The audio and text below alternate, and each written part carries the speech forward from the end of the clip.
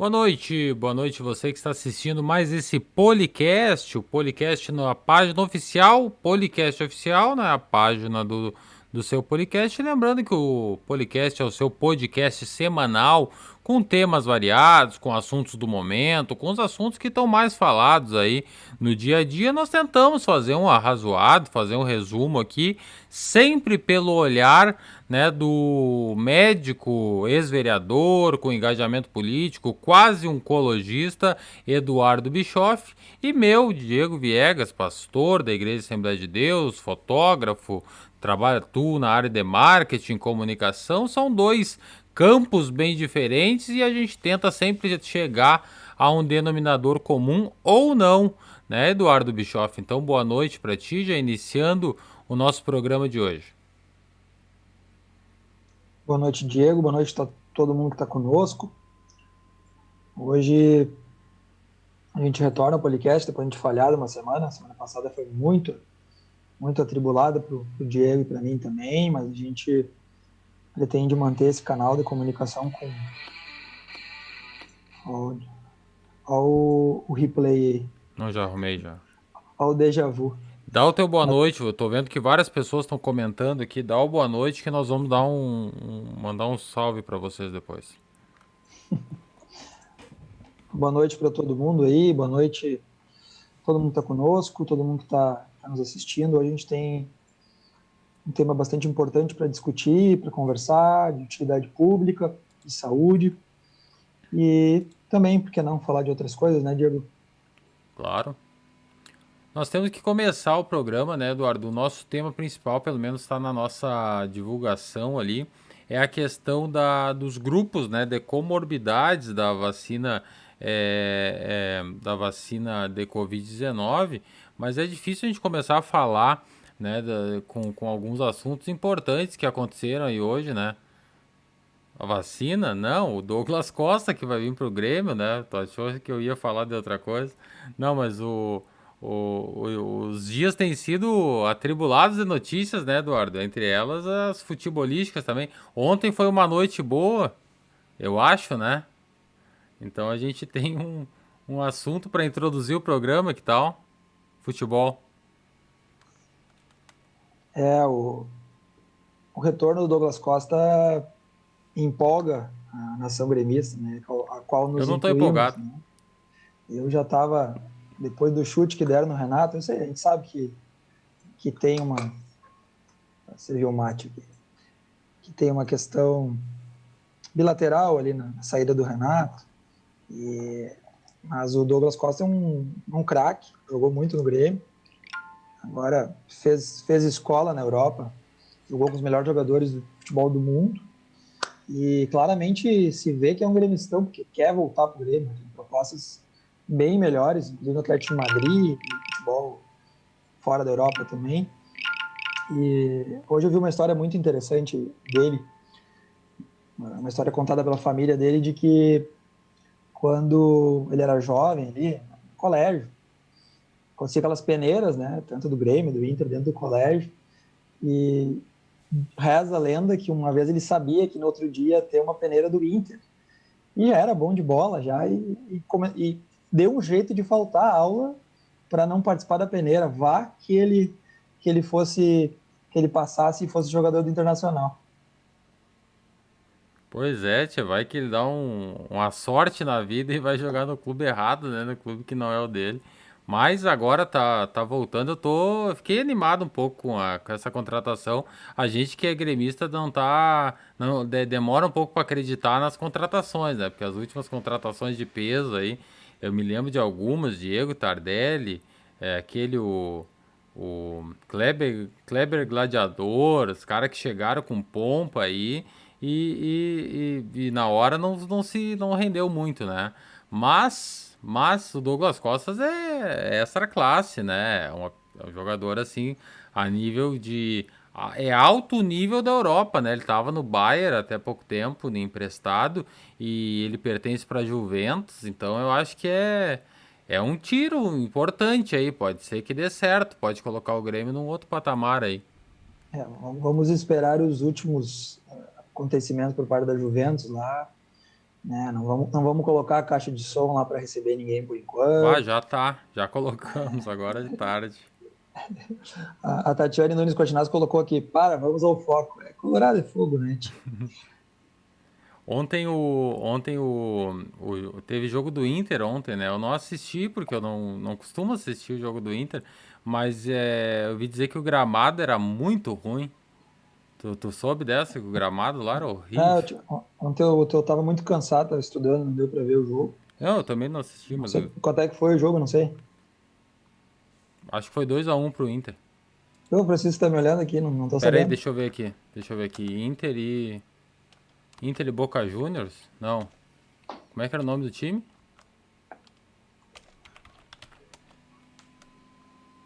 Inter e Deportivo Táchira. Foi 2-1 por Deportivo Táchira. Ah, que Tá bem? pena, né? Pena. Mas era o gramado que era ruim. A gente não pode fazer isso porque senão a gente vai perder a audiência dos colorados. Daqui a um pouco os Bom, colorados não vão não, mais olhar, aí não vão mais caiu. assistir. Eles vão botar nos comentários ali. Se tu é colorado, coloca nos comentários agora aí. Coloca Diego, aí.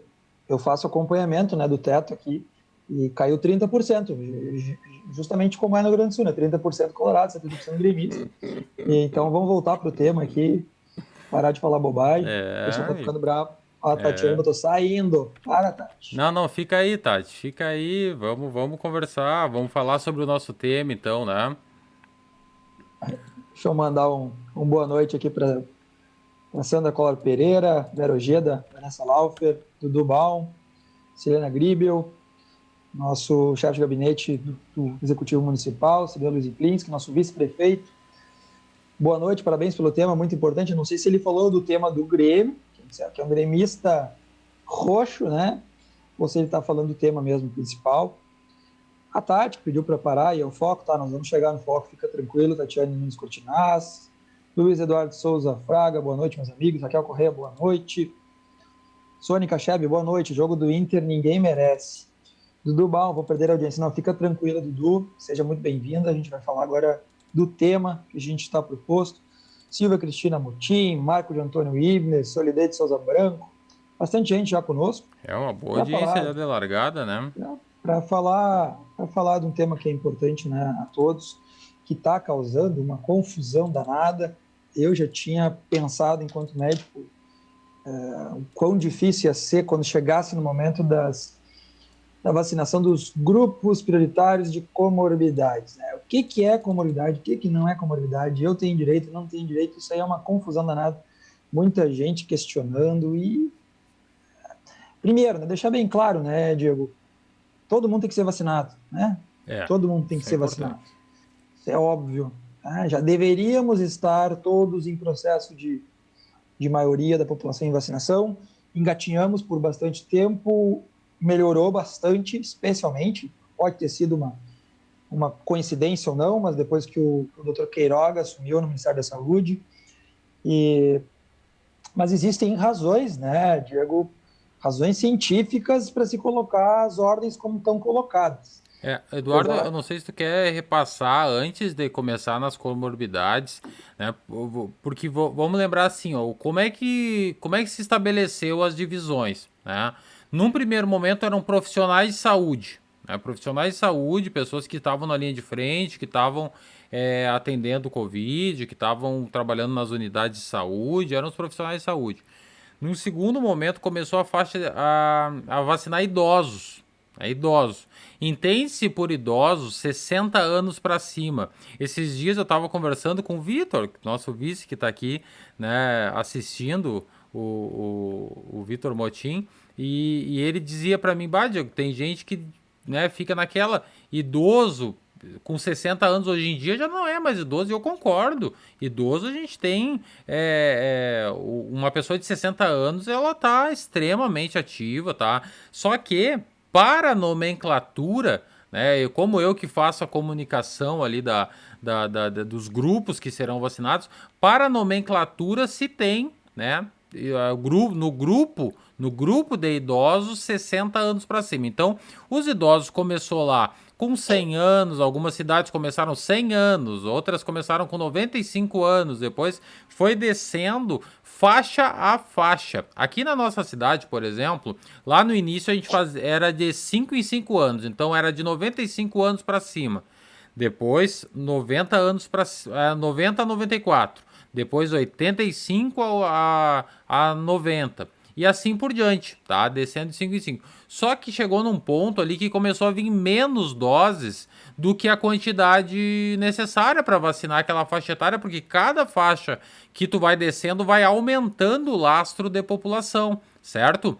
Então, nós chegamos ali, quando chegou no 70, se eu não me engano, quando baixou de 70, a gente já começou com 68, 69, já não era 5 anos. Depois 66 a 68, uma coisa assim.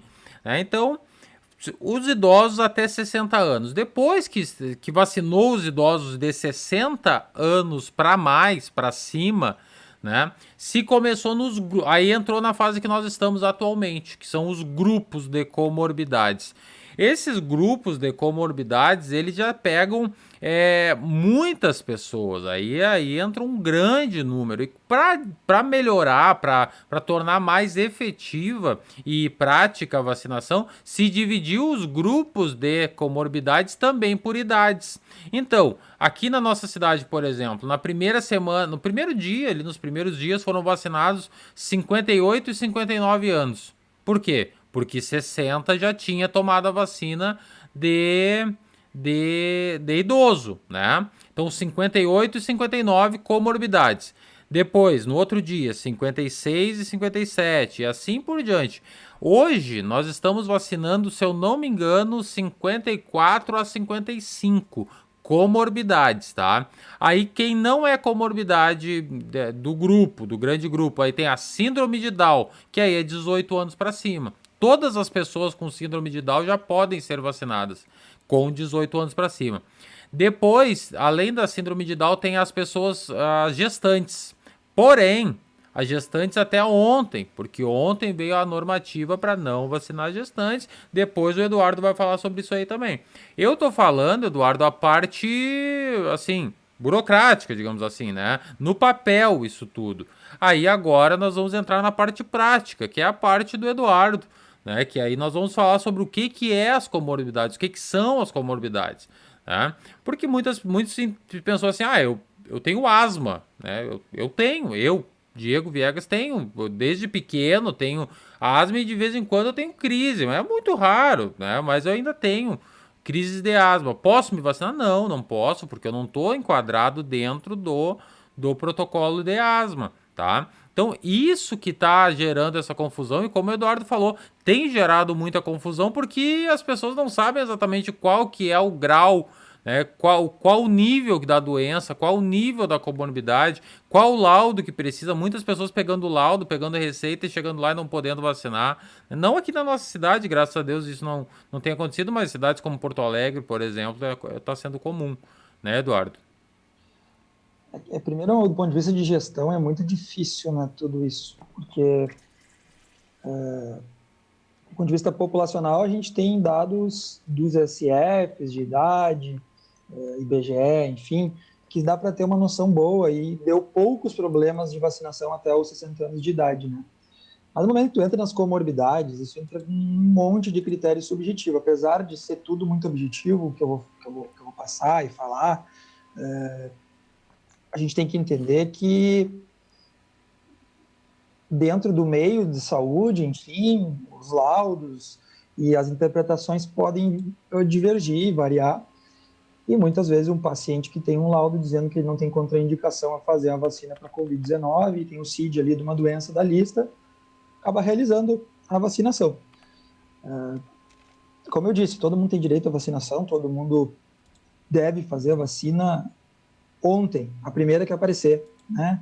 Porque a gente está perdendo gente por falta de vacina, isso aí é fato, né? E todo mundo tem direito, mas existem razões de ser esses grupos de comorbidade, dentro dos próprios grupos, algumas especificações, porque essas pessoas elas têm maior risco comprovado por estudos de evoluir com Covid grave, né? Primeiro grupo, os idosos, né, que já foram contemplados.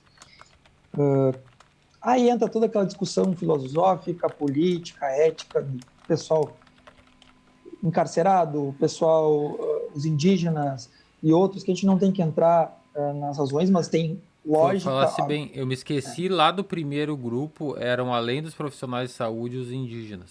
Me esqueci.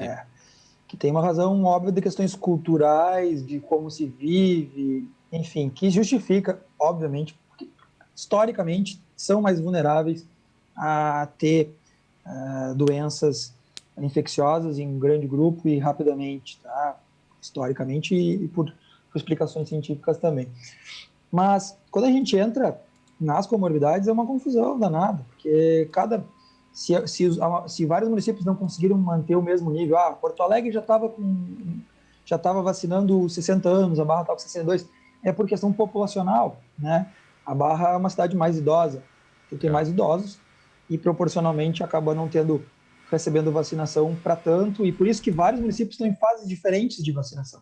Inclusive, com base em jurisprudência recente, tem municípios que já estão vacinando professores, e é uma discussão que veio para a FAMURS ontem Isso é uma forte. pauta, eu E vou até anotar aqui, porque a gente tem que falar disso hoje. professores não, mas todos os profissionais da educação, né? Isso é pauta já na Assembleia Legislativa. Hoje o presidente Gabriel Souza encaminhou ao governo estadual o entendimento da Assembleia Legislativa do Estado de que já existe jurisprudência para os municípios vacinarem como prioritários, junto com as comorbidades, todos os profissionais da educação. Então, isso deve ter novos capítulos nos próximos dias. Mas aí tu tem uma diferença absurda de cidade para cidade, e óbvio que vão entrar em grupos diferentes, em estágios diferentes. Porto Alegre optou, por exemplo, semana passada, quando começou com comorbidades, não colocou idade claramente. O primeiro card deles falava de 51 a 60 anos. Imagina o caos nos drive-thrus, né?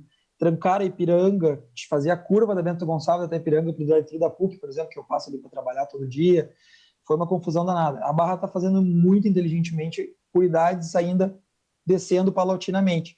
E parece que está dando muito certo, mas vai ser um processo muito difícil de fazer a gestão. Vai ser isso, eu não tenho dúvida, né? Porque tá todo mundo muito ansioso, todo mundo quer vacina, todo mundo tem direito, né? No fundo, né, da alma, mas existem esses grupos prioritários que a gente vai conversar na sequência, né, Diego? Antes de entrar no grupo, nos grupos ali, falando sobre as comorbidades propriamente, essa questão dos professores que tu levantou, eu vi hoje, eu não me aprofundei, confesso, mas eu vi hoje sobre uma decisão judicial que colocava, né, os professores sobre os grupos prioritários, porém, era uma decisão judicial não a nível estadual, correto? Era algumas cidades, né, que adotaram esse processo. Ok, até aí.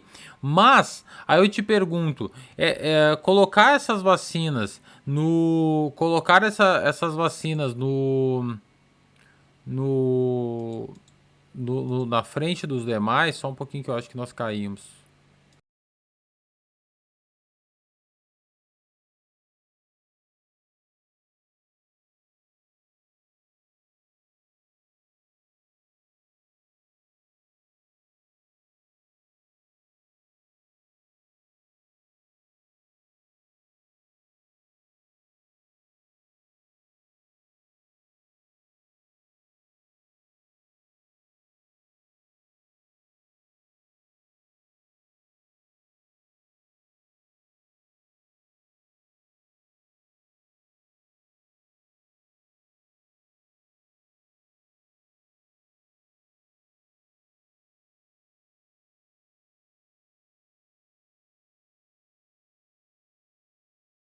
Voltamos.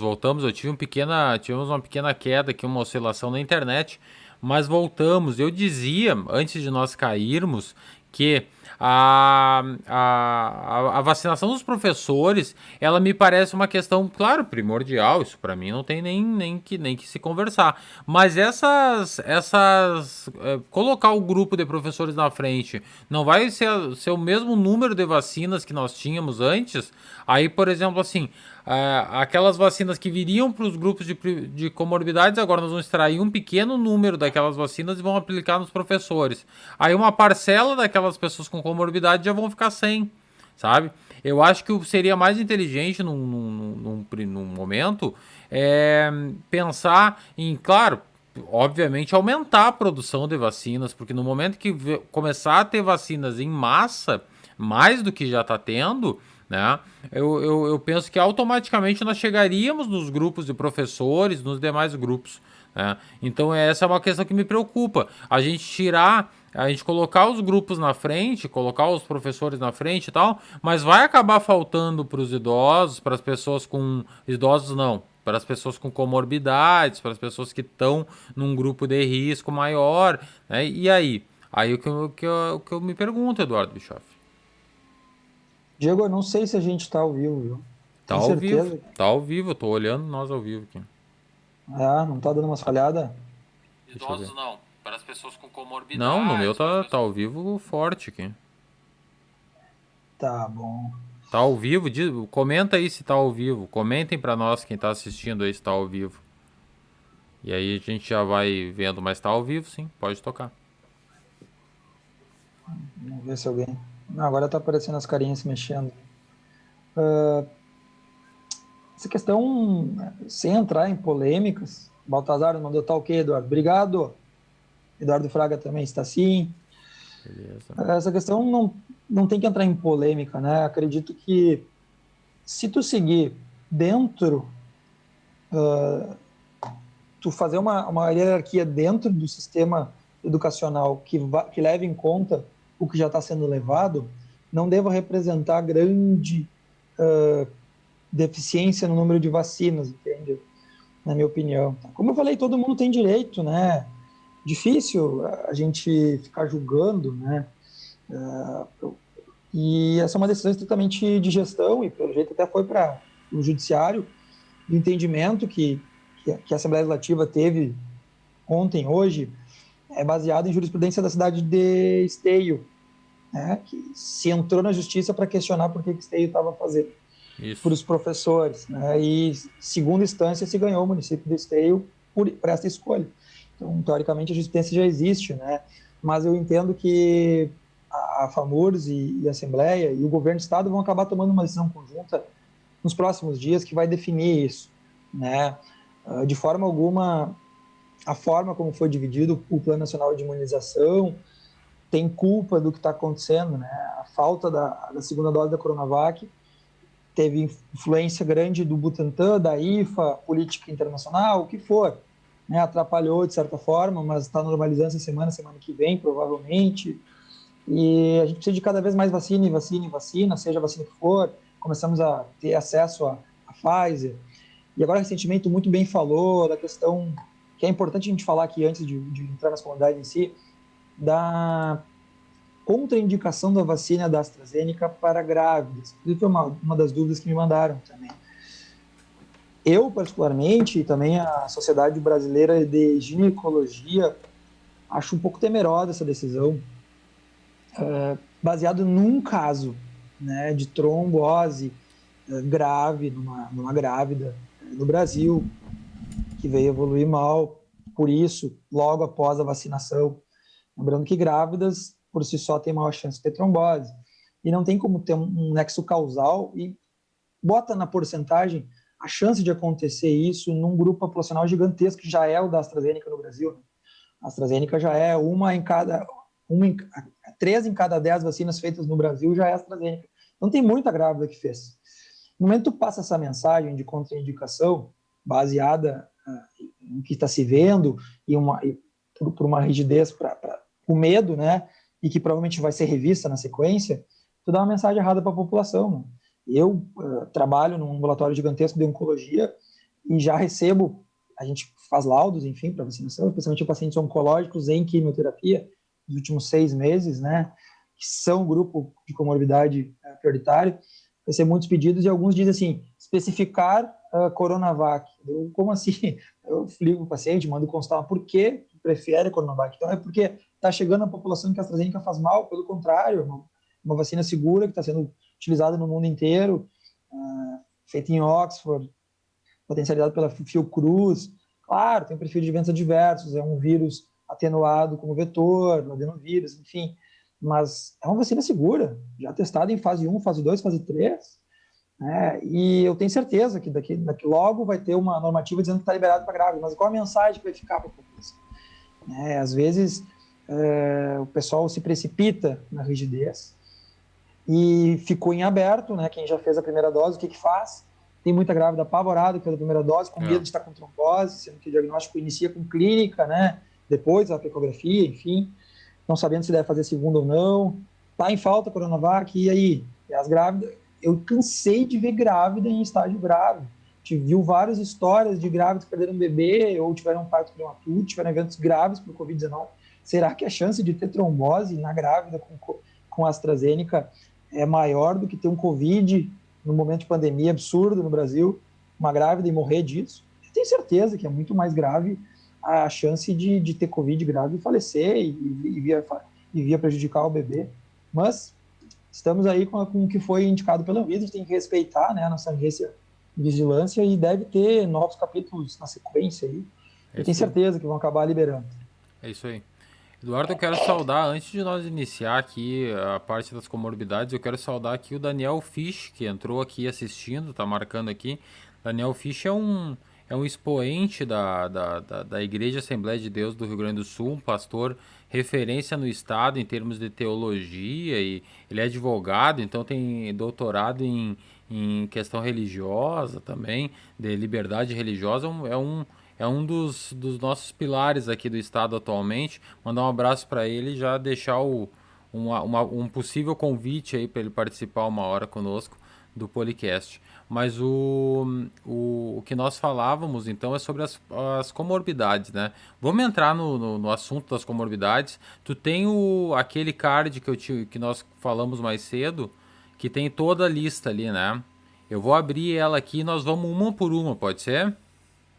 Bora. Então tá, olha só. Lista de comorbidades, tá? Que é as comorbidades atuais do Covid-19, da vacinação de Covid-19.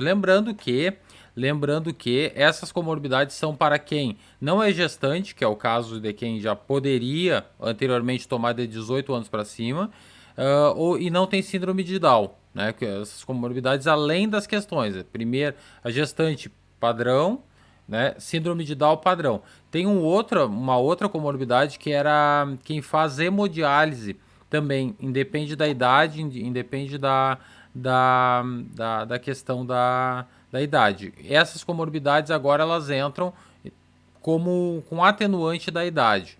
Diabetes mellitus, DM, Eduardo Bischoff. Diabetes mellitus, né, doença extremamente prevalente na população brasileira.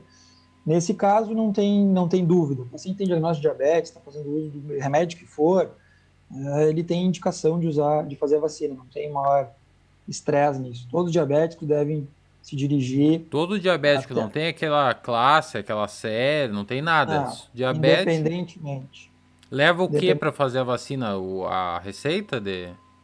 O PNI ele prevê que tu possa usar uma receita para provar, ou o prontuário médico do próprio SF, ou um atestado médico. Eu considero mais adequado e vejo mais fácil para a equipe de saúde, porque tem muita gente que não se trata dentro do posto de saúde e precisa ir lá para se vacinar. O mais adequado, na minha opinião, é que tu tenha teu médico assistente, teu clínico geral, teu endócrino, que seja, pessoa de médico de confiança, um médico de família, um médico do posto, e ele te dê um atestado dizendo que tu tem com CID, bem organizado, e faça a vacina. Perfeito. Agora entra um aqui que tem que se falar, ó. Pneumatopatia crônica grave. Aí dentro tem a descrição da condição. DPOC, fibrose cística, fibrose pulmonar, pneuma... Bah, mas aí eu vou... São muitas palavras difíceis. Eu vou deixar pra tu ler e descrever ali, então. Natural, né, Diego? Não precisa saber falar esses nomes aí. Às vezes até a gente Ó, se alguns eu embanana. sei, ó. Displasia broncopulmonar, passou. Asma grave, ok, que eu já citei que não é meu caso. Por quê? Porque a asma grave é o uso recorrente de corticoide sistêmico ou hospitalização por asma, né? Isso, é basicamente aqueles asmáticos que vivem tendo que tomar corticoide para as exacerbações, né? Quando fica muito ruim na asma, precisa tomar várias vezes ao ano. E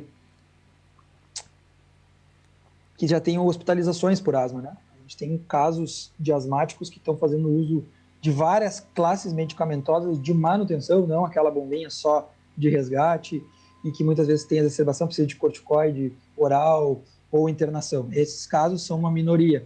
Veja bem, Diego, cerca de 30% da população brasileira tem asma e ou rinite. Então, nós vamos entrar na hipertensão depois, que também tem espaços específicos. Se a gente for dizer que todo asmático deva fazer a vacina, todo hipertenso deve fazer a vacina, daqui a pouco não vai nem sobrar gente depois da comorbidade. Né? Então, é importante fazer essa diferenciação, né? Porque é muito mais fácil. Eu tive asma na infância e pego o Covid e eventualmente tem uma crise asmática, não é o normal, geralmente as pessoas não têm nada. Elas têm um Covid clássico, né? Não seja nada, mas não vão ter uma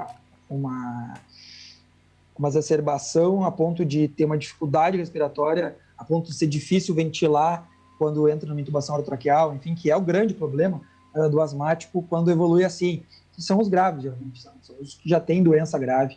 Aí entra também fibrose cística, uma doença mais rara, uma doença hereditária, bem grave, pulmonar. São casos raros, mas que são indicação inequívoca. Fibrose pulmonar, que é uma doença rara também, que é raro, mas pode acontecer idiopaticamente ou secundário a outras doenças, que tem seu diagnóstico, tem seu acompanhamento com o pneumologista. Pneumoconiose também, que é uma doença ocupacional, pacientes, não é o caso da nossa cidade, só se teve alguém que morou ou trabalhou em algum local e acabou desenvolvendo uma doença relacionada com minas de carvão ou outros produtos que possam levar a isso. E importante o DPOC, né, o enfisema. Né? Paciente que fuma demais acaba muitas vezes evoluindo para esse tipo de doença obstrutiva crônica, brônquica, né, que é uma doença grave. Todos os DPOCs, teoricamente, têm indicação. Claro, né, o DPOC ele tem diagnóstico feito por espirometria, tem acompanhamento, tem tratamento, também leva em conta exacerbações e outras coisas, mas teoricamente para o Plano Nacional de Imunização, ser enfisematoso já é indicação inequívoca de fazer a vacinação nesse momento. Muito bem. Aí para as pneumatopatias, né? E aí nós temos HAS resistente, HAS não controlado, de 3 ou mais antihipertensivos em doses máximas, né? Que são aí caso grave, né? A hipertensão ela vai entrando com o uso de 4 medicamentos, 4 classes de antihipertensivos ou 3 com dose máxima. Então, é raro um paciente com hipertensão arterial sistêmica evoluir dessa forma, né? Com controle dificílimo da pressão, né? Então, normal que a gente vê, clássico, o paciente usa enalapril e hidroclorotiazida, usa furosemida e losartana. Alguns até estão usando anlodipino, outra Isso. droga, terceira droga. Aí tem que ver se está no máximo da dose. Inclui o diurético nisso, tá, pessoal? Hidroclorotiazida, furosemida, também antihipertensivo. Então a hipertensão sistêmica ali, onde o resistente é aquela que o paciente toma de 3 a 4 antihipertensivos. Isso. Aí é importante o laudo médico e talvez até a própria receita, em alguns Isso, casos, né? isso. E Aí nós temos a hipertensão estágio 3, que aí é é, sistólica, né? aí é o paciente que não está conseguindo controlar a pressão de forma alguma, ou que, mesmo com todas essas classes de medicamentos, tem uma pressão alta basal, né? Muito alta, né? Que é uma pressão arterial sistólica, a maior, como dizem, né? Maior ou igual a 180 e a diastólica menor, maior ou igual a 110. Seria o 18 por 11, né? Uma pressão alta cronicamente que não consegue nem com medicamento controlado. Aí entra também, é muito raro isso também, mas a gente tem pacientes aí que vão entrar nesses grupos. E também, né, as hipertensões arterial sistêmicas, aí sem essa questão de 3 drogas na dose máxima, ou 4 drogas, ou controle totalmente ruim com essa pressão altíssima, né, com lesão em órgão-alvo. Né? O paciente que tem hipertensão arterial já desenvolveu insuficiência cardíaca secundária à pressão alta, o paciente que já teve uma disfunção de visão na retina por um evento isquêmico secundário à pressão alta, ou por alteração microcirculatória da retina secundária à pressão alta, que é diagnosticado pela fundoscopia, pelo oftalmologista. O paciente tem doença renal crônica secundária à pressão alta, que teve eventos vasculares encefálicos, AVC, outros eventos cerebrais secundários da pressão alta, esses aí acabam entrando também. Uma questão importante que eu acho que tu chegou a pincelar ali em dado momento é a questão dos grupos, né? Tu falou assim, se nós vacinar todo mundo que tem hipertensão, nós vamos chegar lá no final, não vai ter quem vacinar mais. Eu penso que tá acontecendo isso ao longo do tempo, porque esses tipos de hipertensão que tu tá citando aqui, muitos que têm 60 anos ou mais têm, né? Eu tô me lembrando de pessoas, tu tá falando aí, eu tô dizendo, ó, fulano, mas não, ele já vacinou, porque tem 60 e poucos anos, né? Então, realmente nós vamos abatendo, né? Abatendo no valor total ali, a gente vai tirando. Então, essas hipertensões seriam no caso de pessoas que têm menos de 60 anos, o que é, de certa forma, não comum muito, né? O mais comum é pessoas idosas ter hipertensão. Certo ou errado? Hipertensão em si, sem lesão de órgão-alvo e com uso de 2, 3 drogas, sem dose máxima ou 4, é extremamente comum em jovem, né? É mesmo? Sim, Não sim, sabia. sim. Tô preocupado agora. É, Tem horário agora essa semana? Não tô fora, né? pressão alta. Sexta-feira, às 17h30, só chegar, conversa com a Dinamarca. Propaganda paga, depois passa no caixa ali. Não, é uma doença extremamente prevalente. 30, 40% da população brasileira tem. E muita gente não sabe que tem. Né? É uma doença silenciosa. Dor de cabeça. Não. Pressão alta, teoricamente, não tem sintoma específico. Tem que medir a pressão. Pelo menos uma vez a cada 6 meses, em qualquer idade. Tá? Pelo menos. É importante prevenir. Mas, pro caso de pressão alta, como comorbidade para vacinação nesse estágio, são as pressões altas com 3 drogas antihipertensivas de dose máxima, ou 4 drogas, ou lesão em órgão-alvo, como está bem caracterizado na lista. Tá bem. E Laudo depois nós temos médico, ali insuficiência cardíaca. Estágio B, C e D. isso. A gente tem algumas classificações de ciência cardíaca, né, que pode ser secundária não só à pressão alta, mas outras doenças que levam a ciência cardíaca, Pera aí só um como pouquinho. doença. Caímos de novo.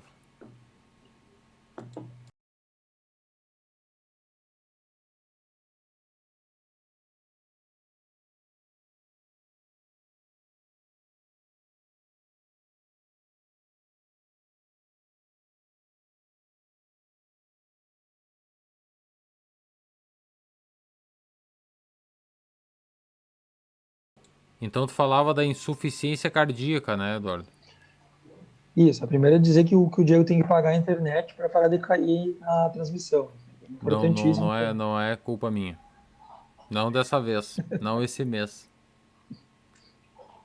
Ficou pendurado alguma para trás. Tô mexendo porque o problema era sempre eu na conexão mesmo. Eu dei uma resolvida nessa situação aqui, não teve mais problema. Agora, Vamos tentar que um servidor de internet nos patrocine. Aí, aí a gente faz propaganda. Se um é uma, servidor de internet botar internet aqui nos estúdios podcast, a gente faz propaganda. é uma, a gente está podendo, então. Mas eu ia falando da ciência cardíaca. Tá? A ciência cardíaca não necessariamente é secundária à pressão alta, pode ser outras doenças, como a doença arterial coronariana, paciente que tem ou pode ter um infarto, tem as arteriosclerose coronária, outras miocardiopatias que estão na lista aqui também, que podem levar à insuficiência cardíaca. Chagas pode levar à insuficiência cardíaca no futuro, para quem teve. Uma série de coisas que dá para se falar aqui. Mas esses, o estágio B, C, D, tá? O estágio A não entraria. Mas é difícil tu estar no estágio A e não ter uma outra quantidade que indique, sabe? Eles tentaram ser o mais sintético possível, só que nessa parte que eles colocam BCD, que eles botam 3 ou mais drogas, asma grave, aí se embanana e a população se perde, a população e os profissionais também. Então tem que estar muito atento a isso tudo. É, Mas é um grupo gigantesco de pessoas, desse que a gente falou até agora. sim.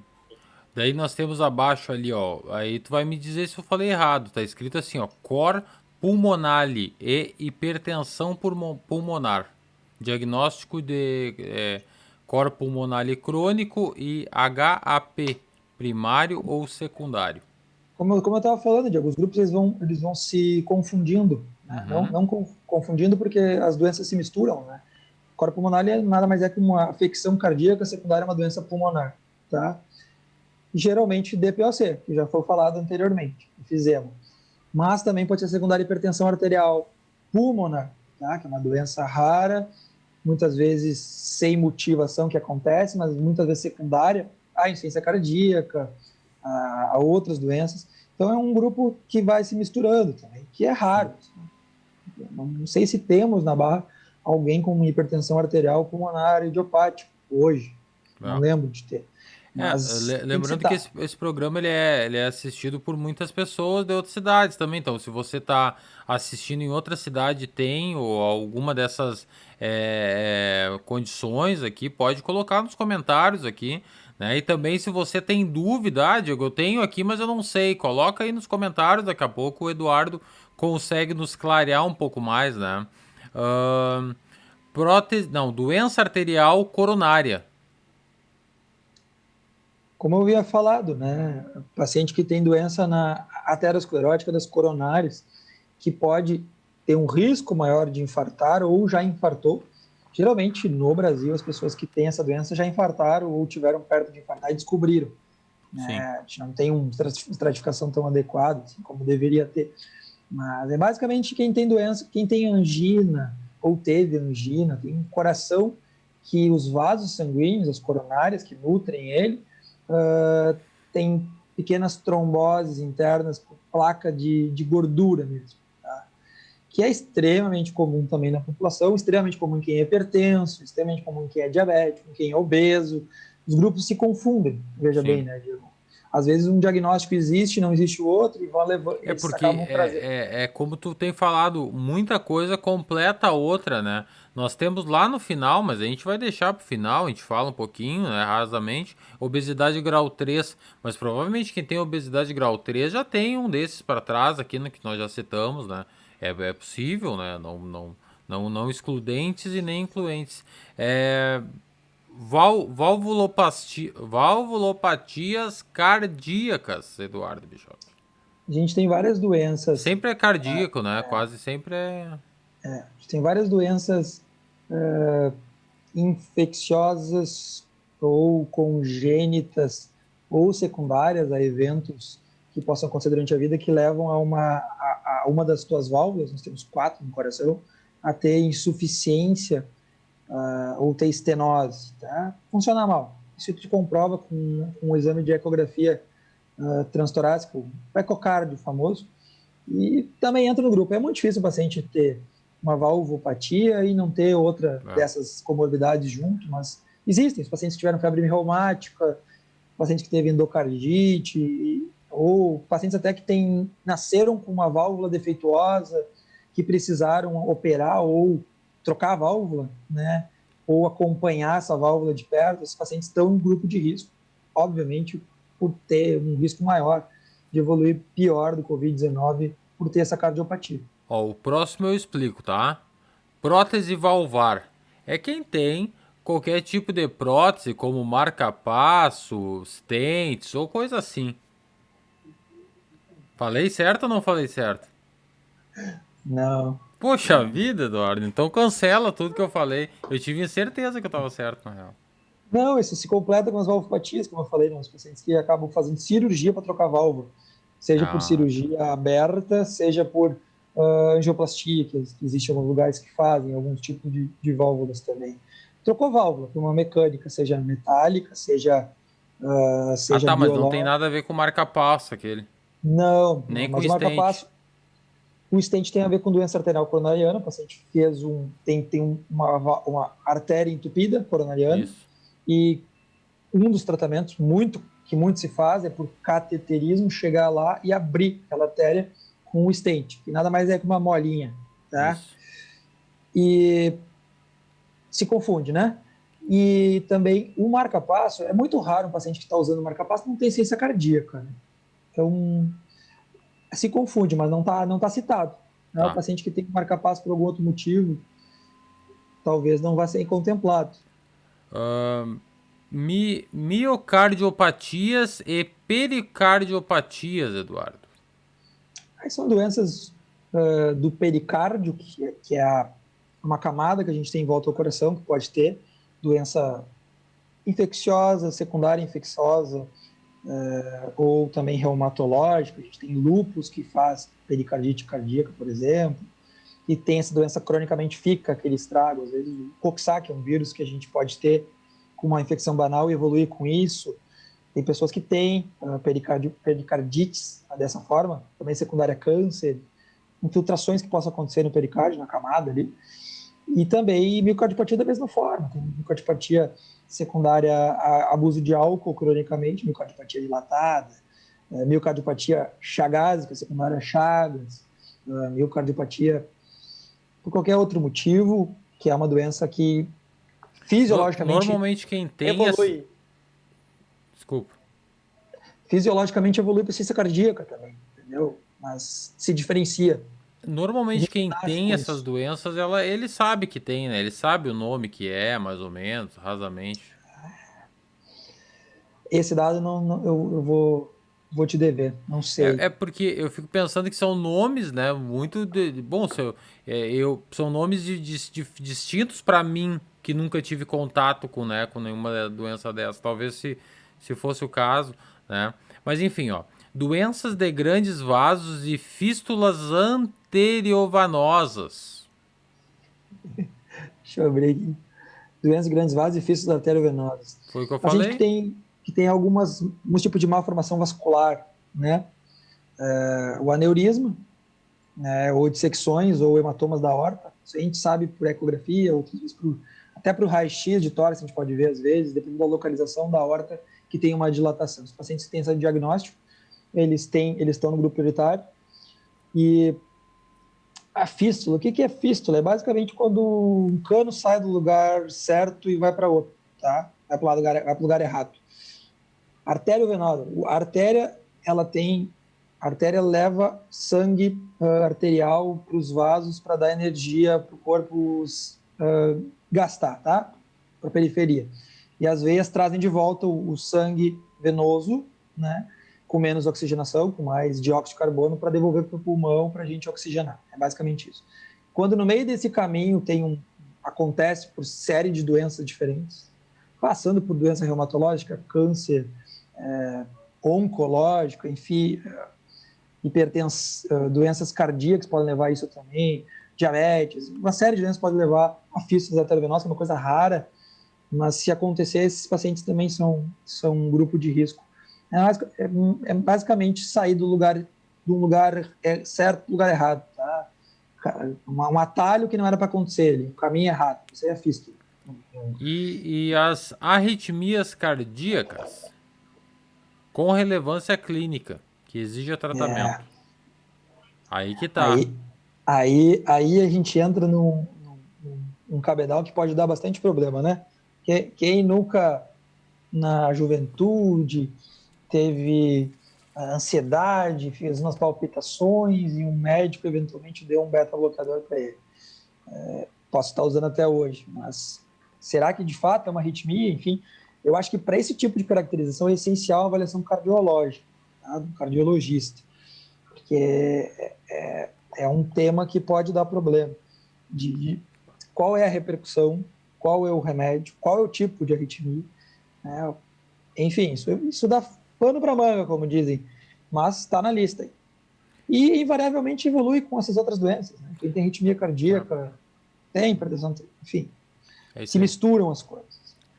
Cardiopatia congênita no adulto. Porque, claro, essas vacinas todas são de 18 anos para cima, né? Então ninguém tá vacinando criança aqui.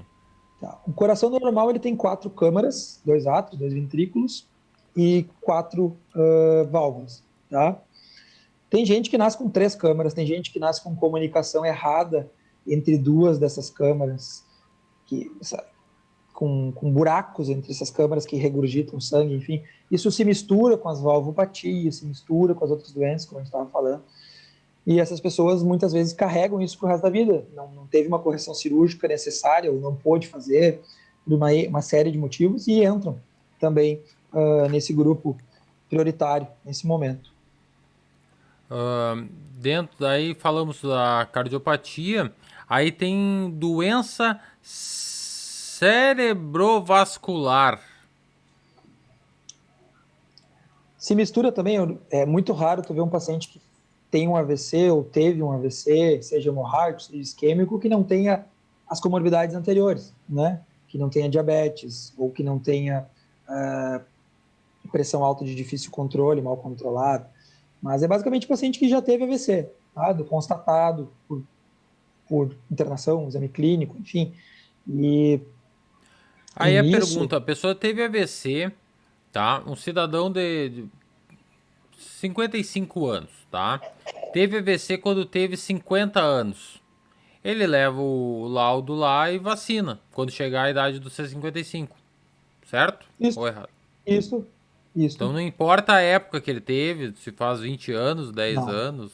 Não. O paciente que já teve um AVC tem uma chance gigantesca de fazer um novo AVC nos primeiros dias e também no resto da vida. Tá. Né? E geralmente carrega essas outras comorbidades junto. Né? Eventualmente pode até não ter diabetes, pressão alta de mau controle, mas ele tem uma dislipidemia, um colesterol elevadíssimo, triglicerídeos, enfim. Sim. Ou uma má formação também, que às vezes é causa disso. Tá.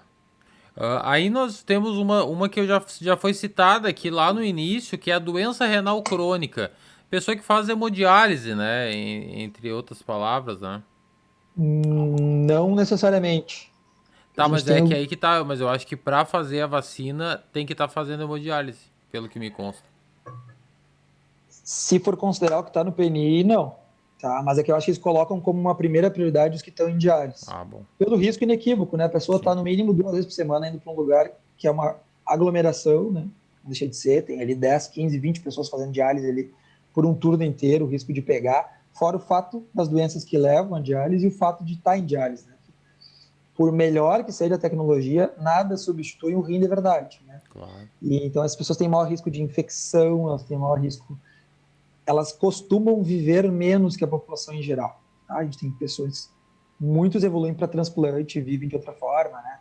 Mas é muito raro um paciente que está em diálise ficar muito bem por muitos anos. Entendeu? Acontecem muitos problemas, desde ordem vascular, de esgotamento vascular, enfim, infecções e outras coisas que possam acontecer. E a doença renal grau 3 não necessariamente indica diálise, entende? Geralmente no nível 4 ou até no 5 que vai se evoluir para diálise. O paciente com doença renal crônica, por causas N, muitas vezes a maior causa uma das maiores causas de doença renal crônica é a hipertensão arterial sistêmica mal controlada, né?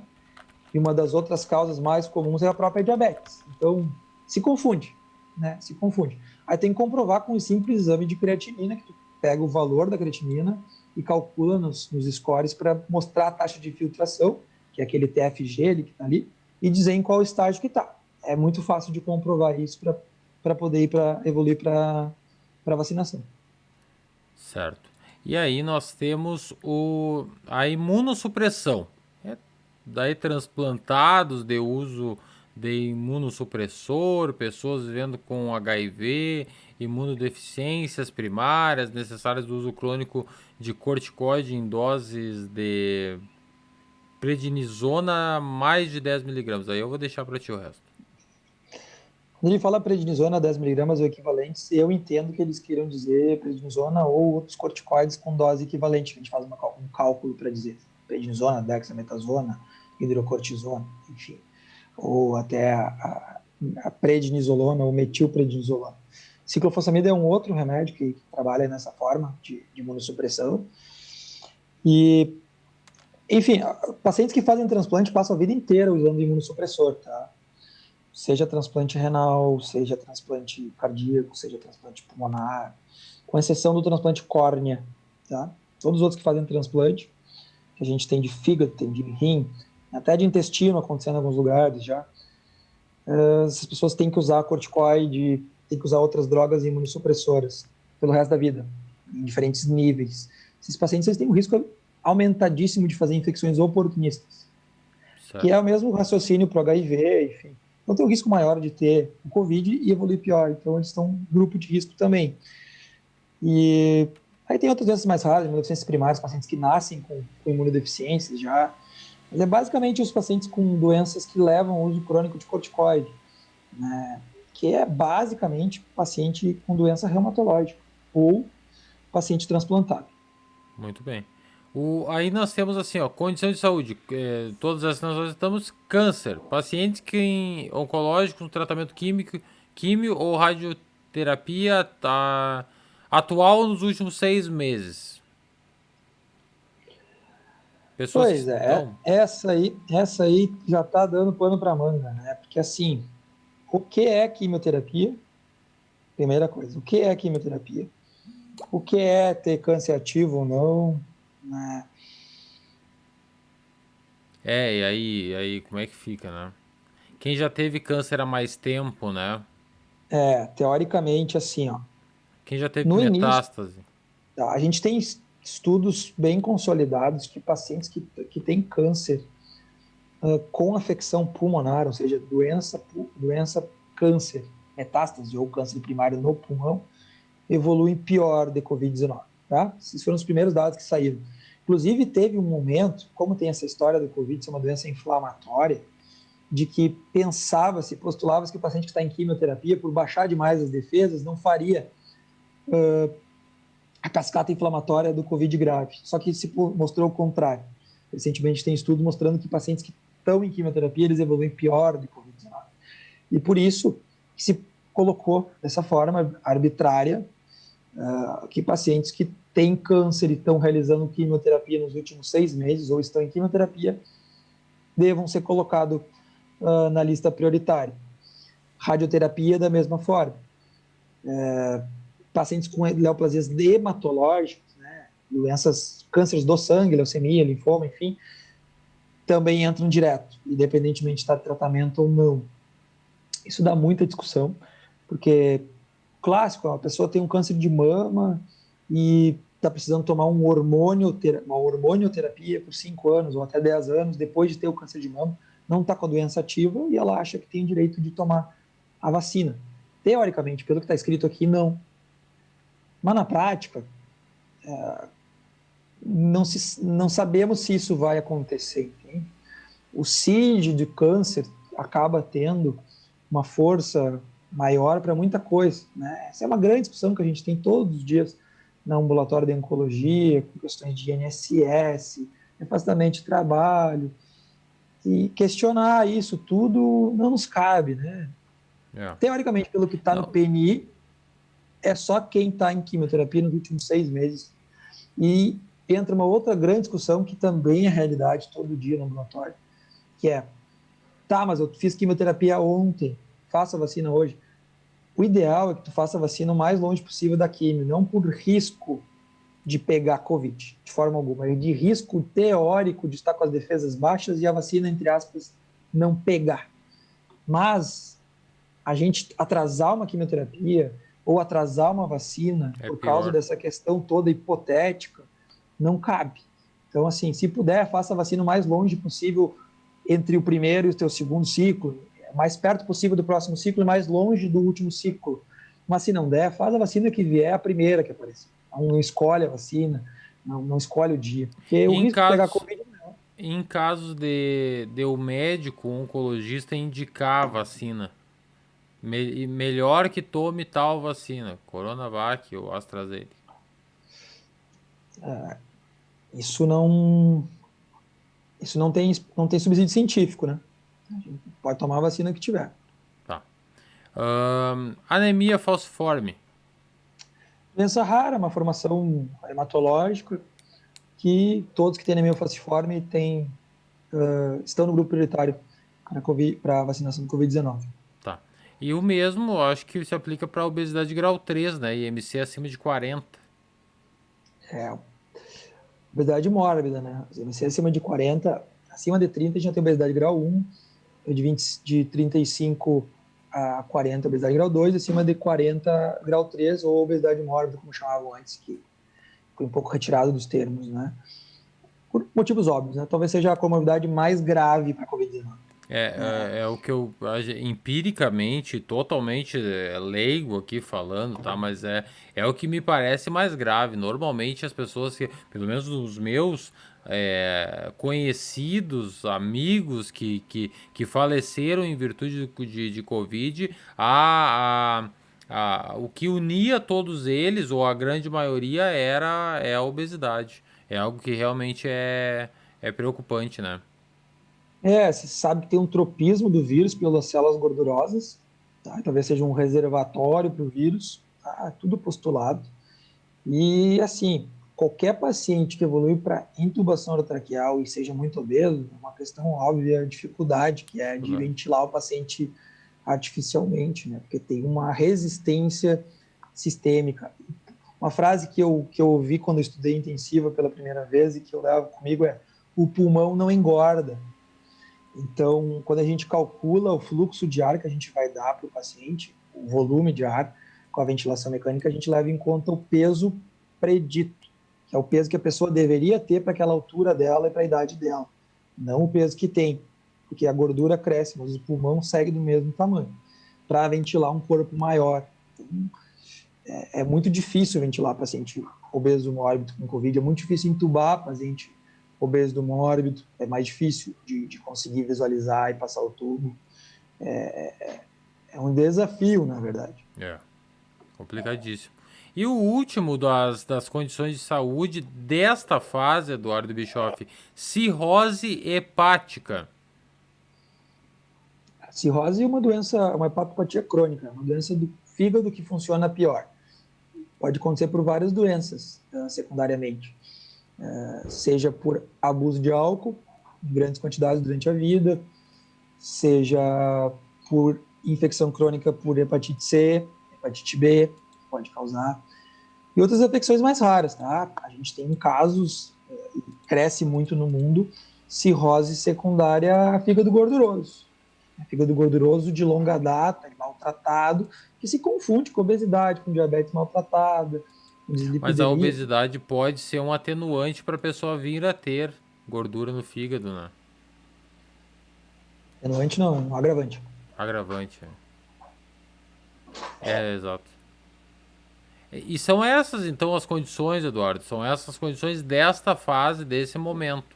Eu, como tu falasse no início, eu acredito que quando chegar no final desta fase, né, quando todas as pessoas maiores de 18 anos tiverem com essas condições, tiverem sido vacinadas, a gente vai estar num bom andamento da vacinação, assim, porque realmente, como tu falou, são muitas, são milhões de pessoas dentro desse quadro, né? Com certeza. Como a gente falava em outros podcasts, né? Depois, não deixa eu me esquecer que depois eu tenho uma questão para apresentar sobre o processo que se chegou a isso, a esses quadros, tá? Desculpa. Vamos tentar responder. A gente muito falou sobre por que tem alguns países, por exemplo, Singapura, acho que tem alguns países lá pro lado da Oceania lá que acabaram optando por vacinar primeiro a classe trabalhadora, né? As pessoas que estavam na rua, os idosos ficavam em casa, isolados, vamos vacinar a turma que está na rua aí. Isso não tinha subsídio científico naquele momento, né? Que é o fato de a gente saber se vacina reduz ou não transmissão de doenças, tá? Felizmente, parece, a gente já tem pré-print, que se chama, que é estudo por ser publicado, que vai comprovar na Escócia, com AstraZeneca e com Pfizer, que reduziu a transmissão da doença. E aí a gente começa a ficar mais feliz, encorajado, de que a vacinação não só vai reduzir morte, internação, mas também transmissão entre a população. Então, as próximas semanas e meses vão ser decisivas para a gente ter um panorama do futuro voltando ao novo normal, de fato, sabe? E a gente possa reforçar a esperança na vacinação, que é o que já está se mostrando, né, por números, não por estudos objetivos publicados, mas já se vê que aumentou muito mais a internação de jovem, reduziu muito mais a internação de idoso, reduziu muito mais a mortalidade de idosos, tu vê as curvas, né? Aí vão achar que o Covid resolveu atacar só jovem e os idosos agora estão numa bolha protegida e não estão pegando mais Covid. Não, eles estão vacinados e estão protegidos, né? Isso já está se demonstrando na prática. Então, a País que tu vacinação citasse, em massa, o país que tu citou foi a Indonésia, tá? isso, é A parecido. Indonésia aí, um dos das pessoas que participa do conselho é o professor Amin Soebandril. E ele disse em entrevista à BBC, ele disse: nosso alvo são aqueles que provavelmente espalharão o vírus. Frase dele. É uma situação hipotética. É que nem para a ciência tá como colocar a merda de vaca na pele, Olha os entendeu? nomes. Mas tu não tem comprovação, tu tem que ser guiado sempre pela ciência. Quem se guiou pela ciência tá quase vivendo normal, né?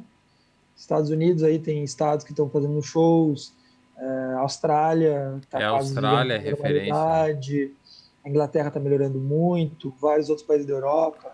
Mas aí, Eduardo, Então, eu vou te perguntar uma coisa que eu acho que me ocorreu essa semana.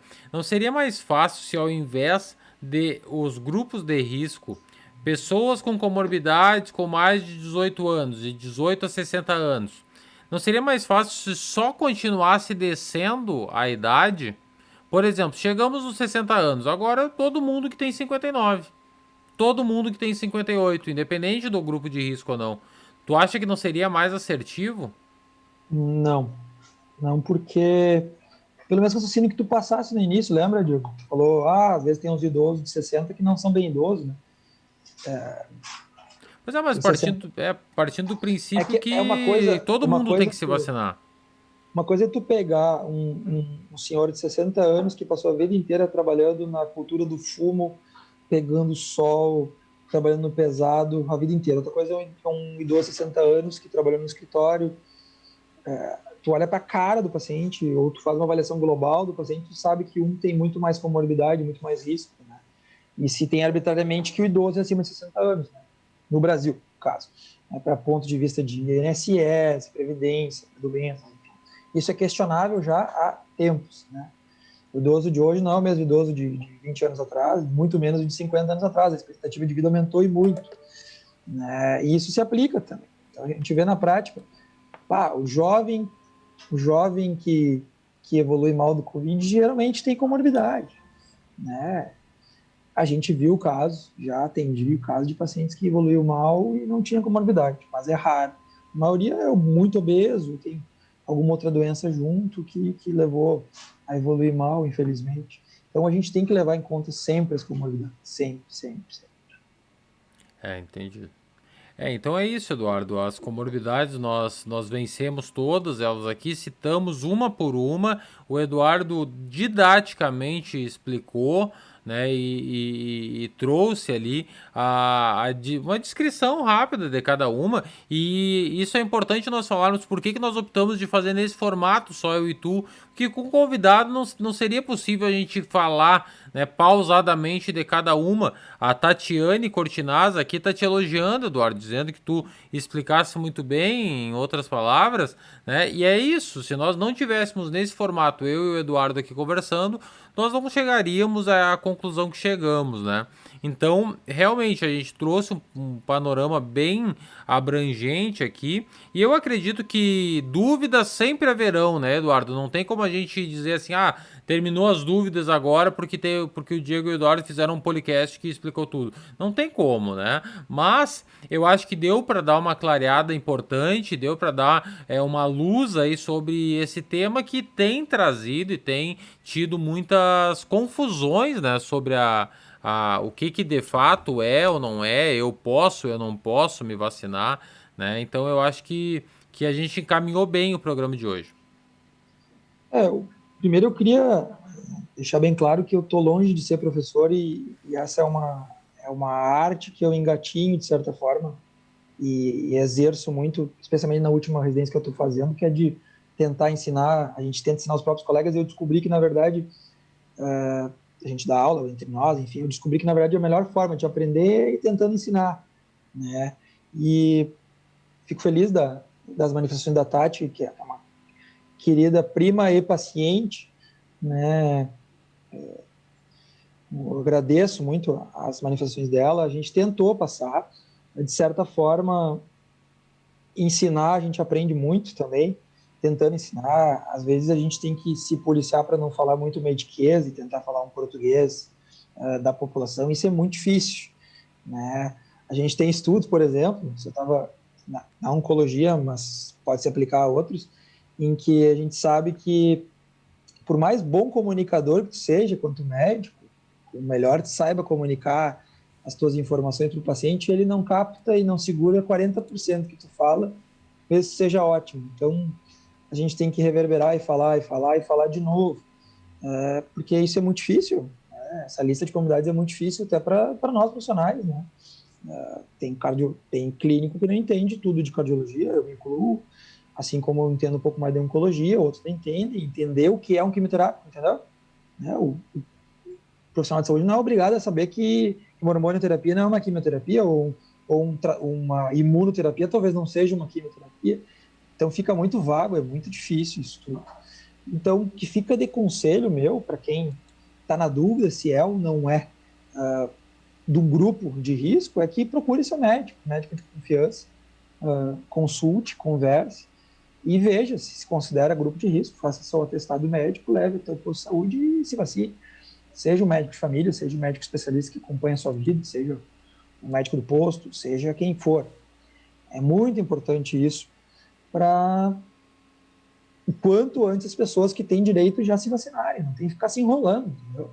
Acha que é grupo de risco, procura teu profissional, ou se já tem um cadastro bem feito no posto lá e o médico sabe que tu vai lá e se vacina, quanto antes. Isso é uma coisa a se saudar também, é que o nosso sistema de saúde local ele é muito eficiente e ele tem um acompanhamento muito próximo, ainda que pelo Sistema Único de Saúde, mas o pessoal da saúde aqui da nossa cidade de Barra do Ribeiro, ele faz aquilo que é de fato muitas vezes a missão, né? Que é acompanhar o paciente, ter um acompanhamento, ter uma aproximação, né? Eu vejo as meninas que são agentes de saúde, né? Elas têm um acompanhamento assim muito próximo das famílias, nos bairros, no dia a dia, né?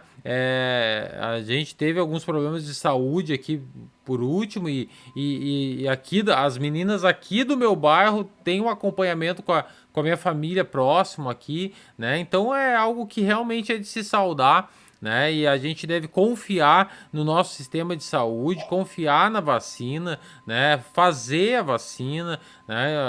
Hoje ainda conversava e dizia que nos Estados Unidos eles estão fazendo algumas campanhas para auxiliar, né? Ou promover que as pessoas façam a vacina, porque lá tem vacina, não é diferente de nós aqui que estamos com problema de produção de vacina. Lá tem muita vacina, mas tem muita gente também que não quer se vacinar.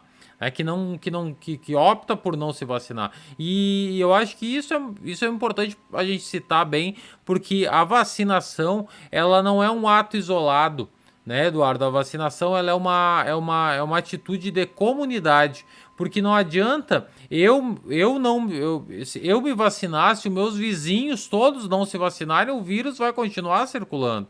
Né? Então eu preciso eu fazer minha parte, os meus vizinhos fazerem minha parte, a minha comunidade fazer minha parte, fazer a sua parte melhor, né? E para que a cidade, a região e o país alcance o objetivo. Né? Se nós tivermos um número expressivo de pessoas que optaram por não se vacinar, o vírus vai continuar circulando. Né? Nós temos outras doenças que voltaram a aparecer a partir do momento que começou a haver um processo de antivacina, né? O que é por si só algo fora de qualquer paradigma científico aceitável, né? Eu acho que mesmo eu que tenho uma identificação filosófica, digamos assim, né? Enquanto pastor, vejo muitas falas errôneas dos meus pares, das pessoas que acompanham e eu bato nessa tecla, faço campanha para que as pessoas levem a sério a ciência, levem a sério a vacinação, entendam que o Covid é uma doença séria e tá matando muitas pessoas, né? Então é isso, Eduardo. Eu acho que nós caminhamos bem o programa de hoje. Não sei se tu queres apresentar, falar mais alguma coisa. Já Não, estamos em 1h20 já. só queria te parabenizar pela tua fala agora realizada, porque ela é a realidade, inclusive na nossa profissão médica também, nos profissionais de saúde, a gente também tem profissionais que caminham do lado contrário da ciência, muitos com vontade nobre, né? Tem gente que nega por um mecanismo de defesa, né? Que não quer aceitar que a gente está numa situação muito difícil, né? Muito difícil ainda, está melhorando aqui no Rio Grande do Sul, ainda é muito difícil tudo.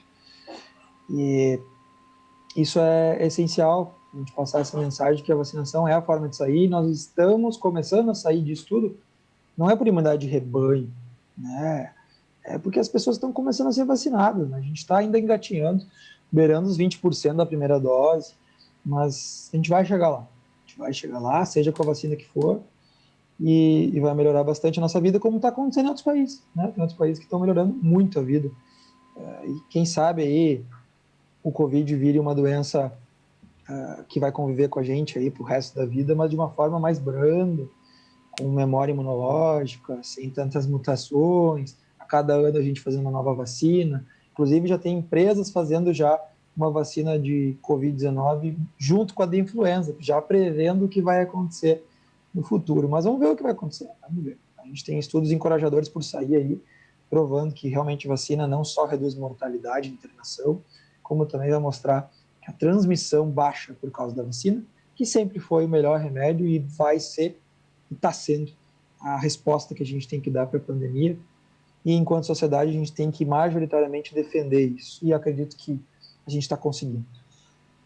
Muito bem, então, Eduardo Bischoff, esse foi o nosso podcast de hoje. Muito obrigado a todas as interações, todas as pessoas que assistiram aqui. Tivemos um número expressivo de interações e participações. Muito obrigado a você que assistiu até aqui. Muito obrigado a você que está assistindo em algum outro momento, porque o ao vivo é um plus, né? Um bônus. Esse podcast ele fica lá no YouTube na íntegra, ele vai para os cortes também no Instagram e a gente vai colocando, né, alguma coisa ao longo da semana. Semana que vem voltamos, lembrando que acompanhe as nossas redes sociais para ficar por dentro de quem são os nossos próximos convidados. Semana que vem voltamos, provavelmente na quinta, né, Eduardo? A semana foi uma exceção na quarta, mas na quinta da semana que vem voltaremos com mais um podcast. Então, por hora, boa noite, por hora, muito obrigado e tchau.